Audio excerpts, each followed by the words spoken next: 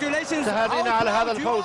كيف أنت فخور بفريقك الوطني الآن؟ لا، إنه أمر غير متوقع. لقد كانت مباراة رائعة بالفعل، لقد كان أمرا لا يصدق بالفعل، وأنا فخور للغاية. كأننا حققنا حلمنا، أنا أعيش حلما الحمد لله.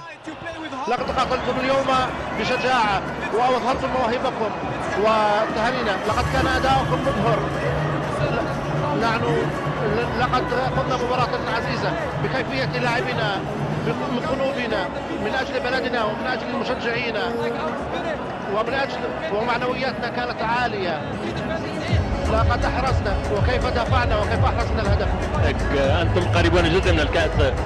مرة أخرى واجهنا فريق كبير، فريق البرتغال بكل مواهبه. نحن رأيتم الإصابات وخرج القائد مدراوي، ولكن من بقي على الميدان قاتل بهذه العقلية، والجمهور الذي يتابعنا وشريدي كذلك تم طرده. كان علينا أن نكتب التاريخ لإفريقيا. أنا سعيد جدا. أنتم غيرتم وجه كرة القدم وخارطة كرة القدم بفضل المغرب التي أصبحت أمة كبيرة. يجب احترام المغرب. ليست مسألة احترام، المسألة هو أننا نتقدم بمواهبنا رغم كل الإصابات اللي حصلت. خسرنا أمين ونزان والعديد من اللاعبين، مسينا كذلك، ولكن تمسكنا وخلقنا هذه الروح الجماعية من أجل الشعب المغربي. وكذلك إفريقيا عادت على الساحة حتى نتجاوز سقف التوقعات.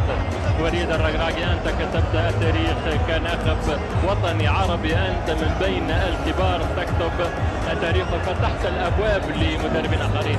ذلك هي الغاية. من الصعب بالنسبة للمدربين مثلنا الذين يدربون في افريقيا وكان هنالك شكوك فينا تكتيكيا، لكن نتقدم. نحن سعداء من اجل المغرب، واريد ان اشكر كل الجماهير واشكر كذلك الطاقم الفني والجامعه.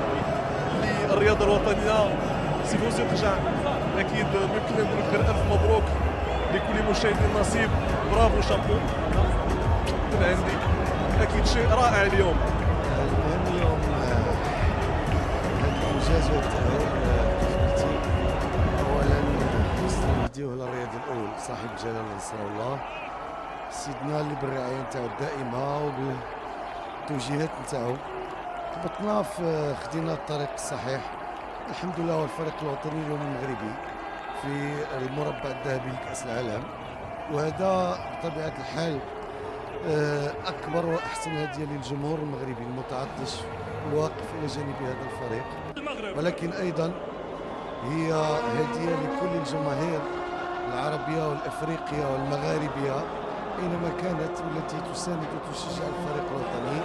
أعتبر بأن الفريق الوطني اليوم جسد البعد الثقافي والتاريخي لمملكة عظيمة تاريخها 12 قرنا، وعلى قيادتها ملك عظيم وجمهور وشعب كبير وعظيم.